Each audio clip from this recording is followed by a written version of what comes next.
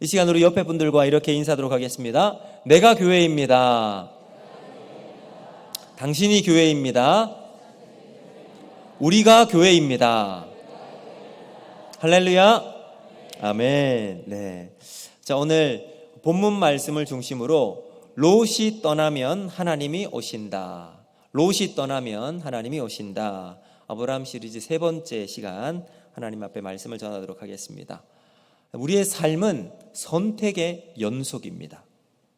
이번 캄보디아 단기 선교에 20명이 모두 갔다 왔습니다. 팀을 꾸려서 함께 갔다 왔는데, 단기 선교가 우리 교회에서 한다고 했을 때 이 소식을 듣고 잠깐의 망설임도 없이 나는 가리라 결정하신 분도 계실 테고요. 어떤 분은 막 무더위도 있고 거기 가면 에어컨도 없다고 하고 막 푹푹 찌는 그 날씨 속에 지내는 것이 힘들어서 그냥 나는 가만히 있으련다.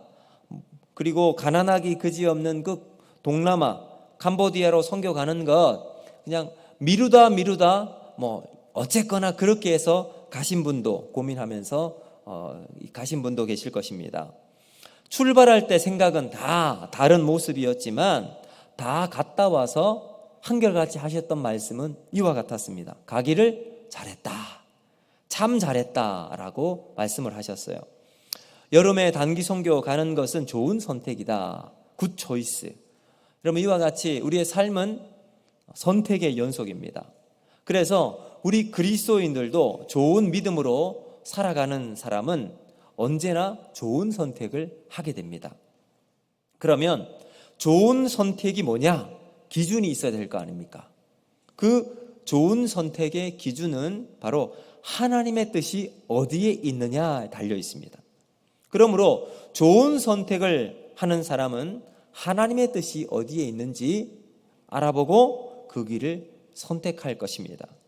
저는 오늘 여러분과 함께 이 아브라함이 선택하는 인생의 과정을 살펴보면서 우리 인생에서 좋은 선택을 하면서 하나님의 뜻을 찾아 믿음으로 승리하는 우리 모든 성도들이 될 수 있기를 주님의 이름으로 축복합니다. 저는 오늘 본문 제목을 이렇게 정했습니다. 롯이 떠나면 하나님이 오신다. 자, 지난주 우리는 기근을 만난 아브라함이 어떤 선택을 했는지 살펴보았습니다. 그는 하나님이 이 상황을, 기근을 만난 이 상황을 어떻게 해야 할지, 대처해야 될지 묻지 않았지요. 그리고 자기의 판단에 따라 애굽으로 이동을 해서 정착하며 살아가려고 했습니다. 그런데 사실 이 기근은 하나님이 아브라함의 믿음을 테스트하는 훈련의 과정이었습니다. 자, 지금까지 아브라함은 이론으로 하나님을 알았어요.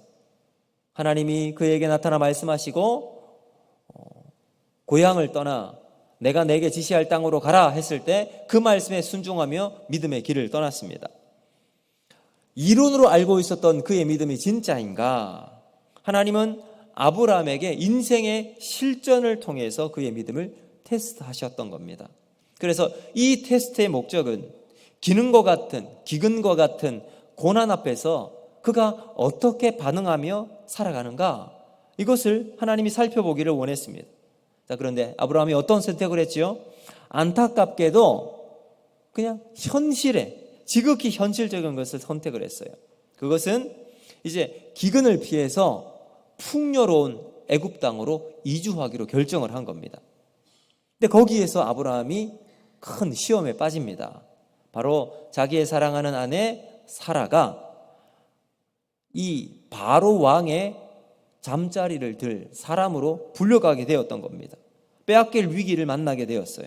근데 그 순간 하나님이 바로에게 나타나십니다. 그리고 모든 것을 정상적으로 돌려주셨습니다. 애굽의 바로는 애굽 땅에 내려진 재앙으로 놀라서 얼른 사라를 아브라함에게 다시 돌려주었고, 많은 짐승과 금과 은, 많은 물질로 보답하는 의미로 화해의 선물로 아브라함에게 건네주게 되었습니다. 자, 아브라함은 이런 일련의 사건을 통해서 이론을 넘어서 실전 가운데 하나님을 신뢰하는 법을 배우게 되었을 겁니다. 자신의 생각이 아니라 하나님의 뜻대로 순종하며 가는 삶을 살아가자. 믿음은 순종이다. 이것을 여실히 배웠을 것입니다. 자, 그런데 오늘 말씀을 한번 보시면 이 아브라함에게 그 다음 일어난 사건이 있습니다. 이 사건의 발달은 바로 갑자기 아브라함에게 불어난 재산으로 말미암아 일어나게 된 사건이었습니다. 우리 7절 말씀인데 우리 같이 한번 읽어보겠습니다. 시작. 그러므로 아브라함의 가축의 목자와 롯의 가축의 목자가 서로 다투고 또 가나안 사람과 브리스 사람도 그 땅에 거주하였는지라. 아멘. 자, 여러분, 롯은 아브라함이 길을 떠나고 함께 살았던 가족이었습니다.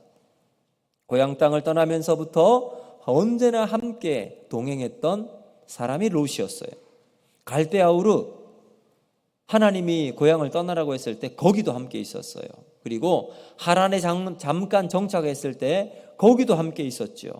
그리고 말에 상수리 나무, 네게부, 그리고 애굽에 이르기까지 아브라함이 동행하는 곳에 롯은 언제나 함께 했습니다.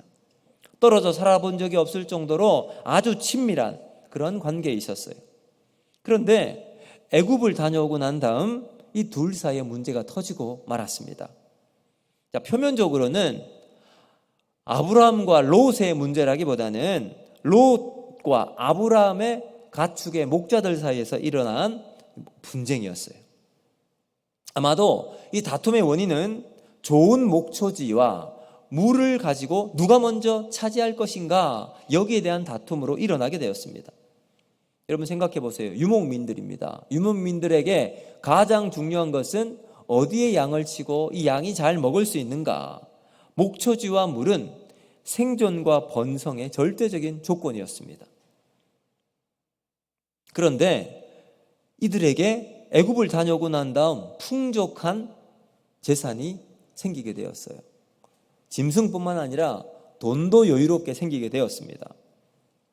디모데전서 6장 10절을 보면 이렇게 말씀합니다. 우리 같이 한번 읽어볼까요? 시작. 돈을 사랑함이 일만 악의 뿌리가 되나니 이것을 탐내는 자들은 미혹을 받아 믿음에서 떠나 많은 근심으로써 자기를 찔렀도다. 아멘. 자, 지금 이들에게 은금이 많이 생기게 됩니다. 재산이 증식이 되었습니다. 개인도 그렇고 기업도 그렇고요. 먹고 사는 것 이상의 잉여 자금이 들어오게 되면 문제가 생기는 경우가 많이 있습니다. 이 재산 때문에, 늘어난 것 때문에 판단력이 흐려지고요, 유혹에 흔들리고 내분이 생기는 경우도 있습니다. 자, 이들에게 나타난 이 목자들 간의 싸움은 사실은 표면적인 부분일 뿐 근본적인 문제가 있었어요. 그것은 바로 두 주인의 가치관의 문제였습니다. 자, 아브라함이 어떤 사람이에요? 그는 이론으로 하나님을 만났고 또 실전을 통해서 하나님께서 자기와 함께 하시는 것을 자신의 삶의 경험을 통해 알았던 사람입니다. 그래서 하나님 말씀에 순종하며 살아갔던 사람이었지요. 롯은 어떤 사람인가요? 롯은 달랐습니다. 하루빨리 돈을 벌어 성공하겠다는 마음으로 꽉 차 있는 인물이었습니다. 롯이 이런 물질 중심적인 사고방식은 애굽을 다녀오면서 더 분명하고 확실해졌습니다. 자, 어릴 때부터 삼촌 아브라함과 함께 살았던 롯이 왜 이런 가치관을 가지고 살아가게 되었을까요? 한번 생각해 보세요. 아브라함이 하나님의 음성을 듣고 갈대아 우르에서 고향을 떠나 가나안으로 이동했을 때, 그때 롯은 아브라함을 보았습니다. 그리고 이제 가나안을 지나 모래 상수리 나무에서 벌어져 있는 그 무당들의 우상 섬김과 같은 영적 전쟁에서 하나님 앞에 엎드려 제단을 쌓고 예배를 드렸던 아브라함도 목격했습니다. 그리고 애굽에서 그 험한 일을 겪었잖아요. 그때 하나님이 아브라함의 인생에 개입을 하셔서 이 모든 문제를 해결해 주시는 것을 간접적으로 경험도 했습니다. 그런데 롯은 아브라함을 보고 도대체 무엇을 배웠던 걸까요? 아브라함과 다른 길을 선택하는 이 롯은 왜 다른 아브라함의 삶을 살아가게 되었던가? 딱 한 가지 이유가 있습니다. 그것은 바로 초점이 달랐기 때문입니다. 롯은 아브라함에게 역사하신 하나님을 본 것이 아니라 하나님이 주신 축복의 결과, 그리고 아브라함이 누린 그 풍성함과 재산에 초점을 두고 있었기 때문입니다. 그리고 애굽에서 보았던 물질 중심의 풍요로움이 롯의 마음을 완전히 사로잡게 되었습니다. 그래서 하루빨리 이 삼촌 아브라함을 떠나서 자기 세력을 깨워 독립하는 것을 마음에 가지고 그것을 가지고 그의 인생의 걸음걸음을 걸어가게 되었던 겁니다. 자, 이런 롯의 생각이 롯의 목자에게 고스란히 이어지지 않았겠습니까? 왜냐하면 종들은 항상 주인의 마음을 살핍니다. 주인의 생각을 읽고 주인이 어떤 것을 원하는지 주인의 마음에 합한 대로 행동하고 결정하지요. 그러니까 눈치가 백단인 종은 주인의 사랑을 받을 수밖에 없습니다. 자, 그 결과 롯의 목자들은 아브라함의 목자들과 경쟁적인 관계로 볼 수밖에 없었습니다. 저 좋은 목초지를 아브라함의 목자가 차지하면 우리는 그것을 차지하지 못하고 다른 곳을 가야 하니까 공생이 아닌 독점을 위한 우위 경쟁을 하기 위해서 나섰던 거죠. 자, 그렇게 이제 아브라함과 롯 두 사람의 재산이 증식이 되었습니다. 늘어나게 되었습니다. 지낼 곳은 한정적이에요. 아래 종들은 서로 좋은 목초지를 차지하겠다고 경쟁적으로 막 투쟁하고 있습니다. 더 이상 이런 관계가 지속될 수 없다는 것을 아브라함도 직감적으로 알게 되었습니다. 그래서 아브라함은 이제 롯에게 이런 제안을 하면서 화목의 길을 선택하기로 결정했습니다. 우리 8절과 9절 말씀 같이 한번 읽어보겠습니다. 시작. 아브라함이 롯에게 이르되 우리는 한 친족이라 나나 너나 내 목자나 내 목자나 서로 다투게 하지 말자. 내 앞에 온 땅이 있지 아니하냐. 나를 떠나가라. 내가 좋아하면 나는 우하고 내가 우하면 나는 좋아하리라. 아멘. 자, 여러분, 이 아브라함을 보면 어른으로서 리더의 품격이 잘 드러납니다. 문제가 생겼잖아요. 이 문제를 과감한 결단을 통해서 해결하고 있습니다. 근데 이 결단의 내용이 중요하잖아요. 어떻게 결단을 내리고 있죠? 바로 리더 자신의 힘으로 약자인 롯의 미래를 깔아뭉개지 않습니다. 오히려 롯을 세워주면서 좋은 선택을 할 수 있도록 좋은 것을 선택할 수 있는 권리를 먼저 넘겨줍니다. 자, 롯은 가진 것이 많은 젊은입니다. 젊음의 패기가 롯에게 있었어요. 도전 정신을 가지고 무엇이든지 할 수 있는, 부딪혀서 할 수 있는 용기가 있었습니다. 그리고 아브라함과 쭉 함께 지내면서 아브라함이 많은 재산을 어떻게 관리하고 또 경영하는지 그것을 눈으로 보고 함께 그 일을 해왔던 사람이었습니다. 그래서 단시간에 아브라함과 견줄 수 있을 만큼 많은 재산도 자기의 재산으로 가질 수가 있게 되었습니다. 그만큼 롯은 사업가적인 마인드도 뛰어났다는 증거를 우리가 가질 수가 있겠죠.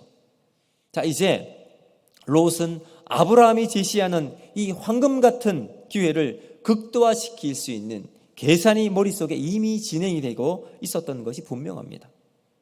그러면 롯은 어떤 선택을 하게 되었을까요? 나이가 들고 점점 늙어가는 아브라함, 자신에게 어쩌면 아버지와 같은 존재인 아브라함을 위해 기름지고 좋은 땅을 양보할 것인가? 아니면 자기가 좋은 땅을 선택할 것인가? 그럼 어떻게 했죠? 우리 10절 한번 같이 읽어보겠습니다. 시작. 이에 롯이 눈을 들어 요단 지역을 바라본즉 소알까지 온 땅에 물이 넉넉하니 여호와께서 소돔과 고모라를 멸하시기 전이었으므로 여호와의 동산 같고 애굽 땅과 같았더라. 아멘. 여러분, 롯이 어떻게 합니까? 한치의 망설임도 없었습니다. 그리고 단숨에 눈을 들어 직접 자기의 눈으로 확인 작업에 들어갑니다. 어디가 기름진 곳인가, 풍요로운 지역인가, 그리고 과감하게 그 땅을 자기가 선택합니다. 여기에서 중요한 것이 바로 눈을 들어입니다. 롯이 눈을 들어입니다. 탐욕의 눈, 욕심의 눈, 자신의 미래를 설계하고 자기가 이끌어 나가려는 세상적인 눈으로 세상을 바라보았습니다. 조목조목 살펴보았을 거예요. 따졌을 겁니다. 비교해서 무엇이 좋은지 평가하고 판단하고 결정을 내렸을 겁니다. 아주 냉철하고 합리적으로 말입니다. 자, 거기에 반해서 아브라함을 한번 보세요. 아브라함의 과거 행적을 한번 더듬어서 기억해 보시길 바랍니다. 아브라함은 계산하지 않았습니다. 하나님 말씀만 믿고 믿음으로 그의 인생의 걸음을 걸어갔습니다. 보이지 않아도 믿음으로 그의 인생을 하나님께 맡겼습니다. 아브라함은 믿음의 눈을 가졌습니다. 믿음의 눈을 들고 말씀에 순종하며 하루하루 하나님의 인도하심을 의지하며 묵묵히 그의 하루를 살아갔습니다. 사랑하는 성도 여러분, 우리는 롯의 가진 세상의 눈을 가지고 살아가고 있습니까? 아니면 아브라함이 가지고 있는 믿음의 눈으로 순종하며 우리의 인생을 걸어가고 있습니까? 롯이 되고 아브라함이 될 수 있었던 이유가 바로 여기에서 극명하게 갈라지게 됩니다. 무엇을 보는 것보다 더 중요한 것은 어떤 눈으로 바라보는가가 중요합니다. 욕심에 가득 찬 화려한 물질 문명에 대한 동경과 기대심을 가진 눈으로 보게 되면 우리는 지극히 세상적인 사람이 될 수밖에 없을 겁니다. 그러므로 오늘 우리는 믿음의 눈으로 세상을 바라보는 저와 여러분이 되기를 주님의 이름으로 축복합니다. 여러분, 그러면 욕심이 아닌 하나님의 은혜를 사모하는 심령이 될 줄로 믿습니다. 자신의 능력이 아닌 하나님의 지혜를 사모하는 심령이 될 수 있을 것입니다. 이번에 캄보디아 선교에서 단기 선교팀이 센터에서 며칠을 잤습니다. 그래도 여러분께서 후원해 주시고 또 많은 성도들이 이제 함께해서 에어컨 2대 그리고 스탠드 하나를 그곳에 설치를 했습니다. 설치를 했는데 태양광으로 이렇게 쭉 해 나가는데 시간이 되니까 이게 태양광이 뭐 이렇게 이제 잘 안 되는 때도 있었습니다. 이 단기 선교 요셉 센터라고 그러는데 요셉 비전 센터에 11명의 학생들이 있었습니다. 그곳에서 아이들이 먹고 자고 지냈는데요. 그 아이들과 같이 밥도 먹고 같이 사역도 했습니다. 이 학생들이 12학년을 지내고 있더라고요. 우리는 이제 초등학교, 중학교, 고등학교 해서 12년 살아가는데 거기에 아이들은 아예 초등학교 6학년을 지내면 중학교도 7학년, 고등학교 들어가면 10학년 이렇게 해서 통칭 12학년을 이렇게 한다고 합니다. 이 12학년이 지나면 대학을 결정하는 진로를 결정해야 합니다. 근데 거기에 한 여학생이 있었어요. 근데 이 여학생이 마음이 너무 선하고 예쁘다고 하더라고요. 이 아이는 남을 배려하고 누가 시키지 않아도 이제 이것을 해야 되겠다라고 마음을 먹으면 먼저 그 일을 물어본대요. 선교사님, 이거 해도 될까요? 그러니까 얼마나 선교사님 마음이 좋았겠습니까? 그 선교사님이 이 학생이 신학생이 되면 좋겠다라는 마음을 가지셨어요. 여러분, 믿음의 눈으로 세상을 살아가야 할 저 캄보디아 땅에 이 선교사님이 초점을 두고 있는 사역의 목표는 여러분 많은 사람들이 교회를 세우고 그곳에 많은 사람들이 예배를 드리는 것에 초점을 두지 않으셨습니다.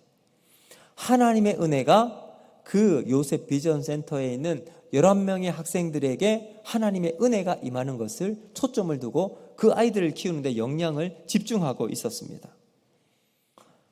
각 학생들에게 필요한 하나님의 손길로 세워질 것을 기대하고 하나님 앞에서 기도하고 그 아이들에게 계속해서 공급해 주고 있습니다. 여러분, 그 한 아이가 변화되어지고 거기 있는 11명의 학생들이 하나님 안에서 믿음의 눈을 열어 여러분 그 캄보디아 땅에 하나님의 비전을 가지고 나아가게 되면 그 땅이 그 아이들을 통해서 변화될 것을 기도하면서 사역을 해나가고 계시는 거예요. 그럼 우리도 그 마음 가지고 함께 기도하며 사역에 동참해 나갔습니다. 자, 여러분, 바로 이것이에요. 하나님의 시선과 하나님의 눈으로 세상을 바라보는 겁니다. 여러분, 지금 롯을 한번 보세요. 롯은 하나님의 시각이 아닙니다. 세상의 시각, 자기의 시각을 바라보며 살아가고 있었습니다. 그 결과 아브라함과 길을 떠나게 됩니다.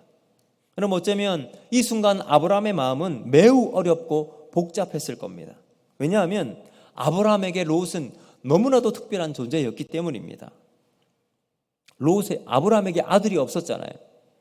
그래서 아브라함은 롯이 조카 이상의 존재였습니다. 아들과 다를 바 없는 존재였죠. 그런데 그런 롯이 자신을 벗어나 떠나간다고 했을 때 얼마나 외롭고 쓸쓸했겠습니까? 겉으로는 독립해서 좋은 땅에 가서 참 행복하고 좋은 삶을 살아가라고 이야기를 했지만 속으로는 더 있자고 부탁하고 싶은 마음이 더 간절했을 겁니다. 실제로 롯이 아브라함을 의지했던 것보다 아브라함이 롯을 의지하고 기댔던 것도 사실입니다. 자, 그런데 놀라운 일이 일어납니다. 14절 우리 같이 한번 읽어볼까요? 14절 시작. 롯이 아브라함을 떠난 후에 여호와께서 아브라함에게 이르시되 너는 눈을 들어 너 있는 곳에서 북쪽과 남쪽 그리고 동쪽과 서쪽을 바라보라. 아멘.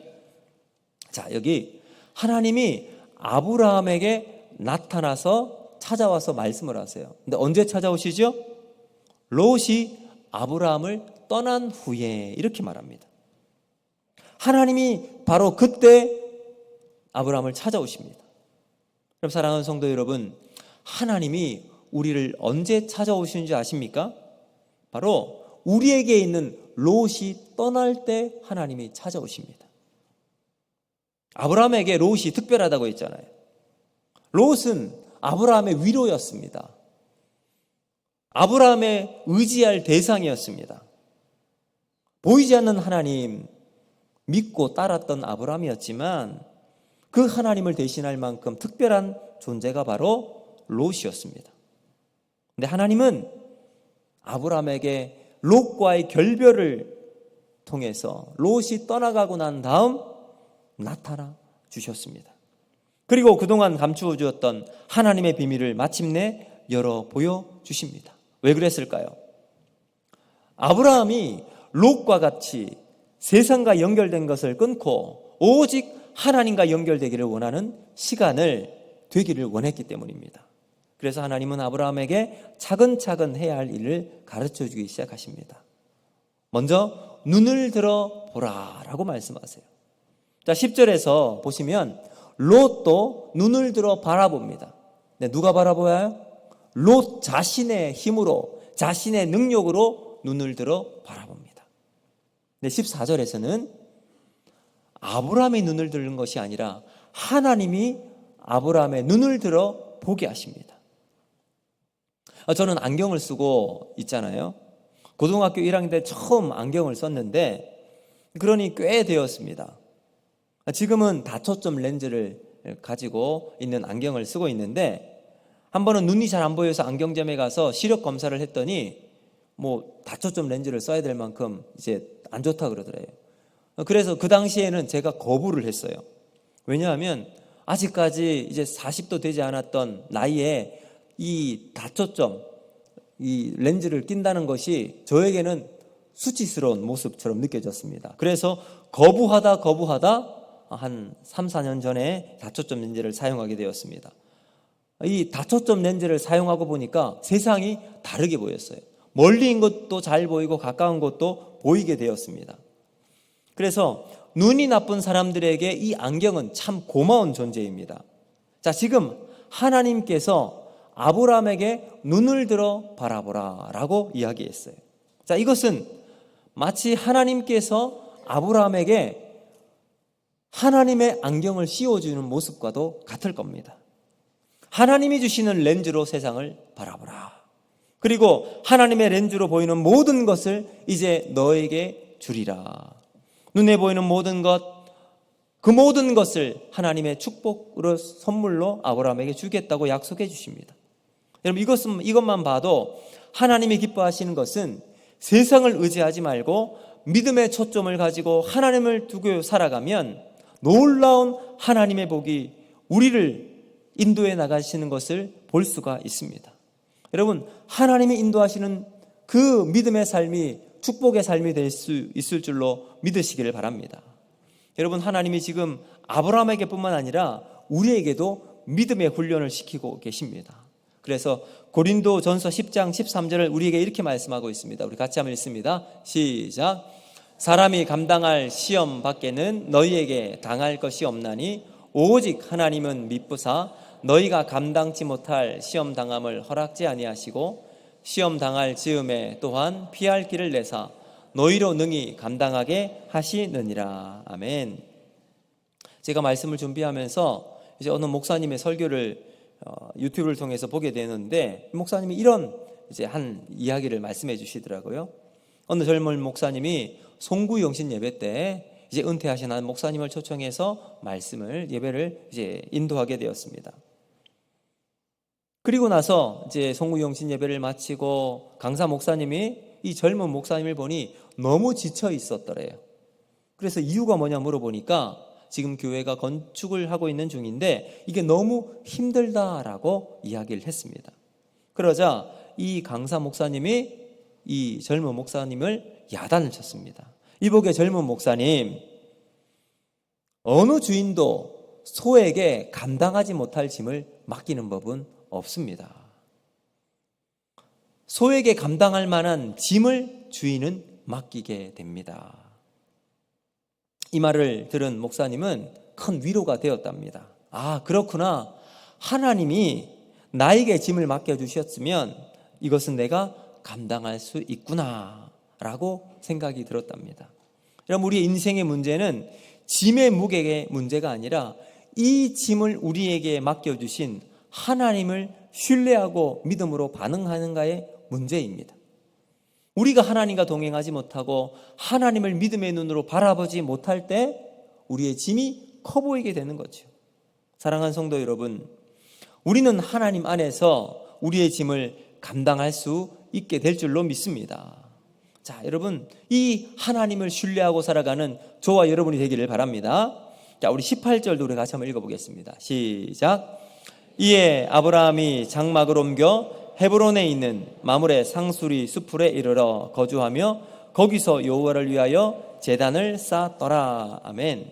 자, 여러분, 여기에 믿음의 길 걸어나가는 아브라함이 하나님의 말씀을 가지고 살아갔던 반응이 나와요. 자, 그 반응의 핵심은 바로 이해라는 단어예요. 이해. 아브라함이 장막을 옮겨 마므레 상수리 수풀로 옮겨갑니다. 자, 한번 생각해 보세요. 하나님이 아브라함에게 뭐라고 약속하셨죠? 눈에 보이는 모든 것 네 땅이 되리라. 또 그 땅이 부족하면 달려가서 더 멀리 달려간 그곳에서 보이는 곳에 있는 모든 땅도 내가 너에게 주리라. 하나님이 약속해 주십니다. 그런데 18절은 뭐라고 이야기해요? 그 땅으로 달려가지 않았어요. 어디로 갑니까? 장막을 옮겨 헤브론에 있는 마므레 상수리 수풀에 이르렀다라고 이야기합니다. 자, 헤브론이 어디냐면 해발 927m, 가나안 지역에 있는 가장 높은 지대입니다. 여러분, 거제에서 가장 높은 곳이 찾아보니까 가라산이라고 하더라고요. 해발 585m. 그런데 그것보다 훨씬 높은 헤브론으로 올라갑니다. 근데 헤브론은 농사 짓기에 좋은 땅은 아니에요. 농사는커녕 목축도 하기 쉽지 않은 곳입니다. 그런데 아브라함은 굳이 좋은 땅을 두고서 헤브론 고산지대로 옮겨갑니다. 그곳에서 20년 이상 살아갑니다. 여러분, 땅 부자가 되는 길이 있었잖아요. 눈을 바라보고 멀리 그곳까지 가서 그 땅을 차지할 수 있는 기회가 있었어요. 그런데 그 기회를 아브라함이 거절합니다. 더 크게 사업을 확장할 수 있는 기회도 포기한 채 헤브론으로 그의 장막을 옮깁니다. 그리고 그 헤브론에서 그가 했던 일은 하나님께 제단을 쌓는 일이었어요. 그럼 왜 높은 고산지대 헤브론에서 아브라함이 제단을 하나님께 쌓아서 예배를 드렸을까요?